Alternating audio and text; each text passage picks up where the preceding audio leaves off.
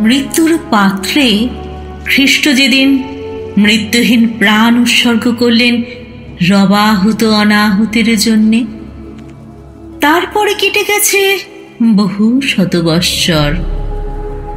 আজ তিনি একবার নেমে এলেন নিত্যধাম থেকে মর্তধামে।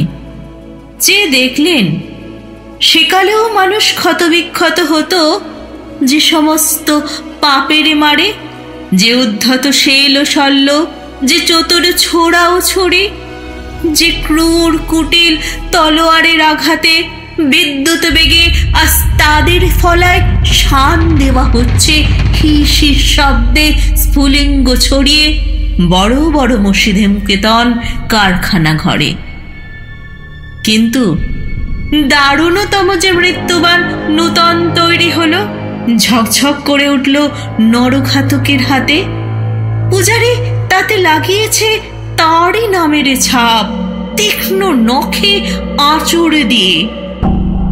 খ্রিস্ট বুকে হাত চেপে ধরলেন, বুঝলেন শেষ হয়নি তার নিরবচ্ছিন্ন মৃত্যুর মুহূর্ত। নূতন শুল তৈরি হচ্ছে বিজ্ঞানশালায়, বিচ্ছে তার গ্রন্থিতে গ্রন্থিতে। সেদিন তাকে মেরেছিল যারা, ধর্ম মন্দিরের ছায়ায় দাঁড়িয়ে তারাই আজ নূতন জন্ম নিল দলে দলে। তারাই আজ ধর্ম মন্দিরের বেদির সামনে থেকে পূজা মন্ত্রের সুরে ডাকছে ঘাতক সৈন্যকে, বলছে মারো মারো।